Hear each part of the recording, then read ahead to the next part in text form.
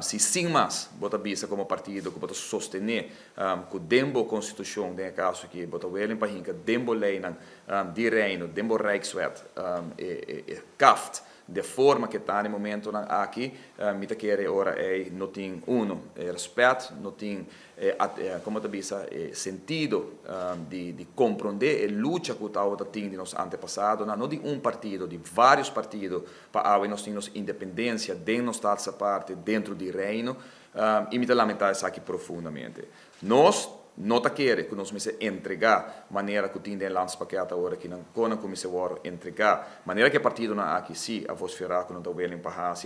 nós partido ao contrário quer que nós temos uma relação com a Holanda caminha que nós vai restaurar a relação de confiança back com nós restaurar a relação de confiança aqui está a base de respeito caminha que tanto Oranjestad e Den Haag não forma bilateral para acordar arriba cambio manejo que nós mester mara verdade de diferentes leis pero leis local de Aruba e não de Rijkswet caminha que por entre outros nós te procurar para reduzir gastos do governo maneira nossa bisa nós temos único partido capaz de saber que agora que me escuta algum partido com essa papia arriba redução de gastos do governo com 2% e nós está outro partido que põe o tema de eliminação de BBO arriba mesa para sobre simplesmente dar uma crueldade contra a comunidade aqui.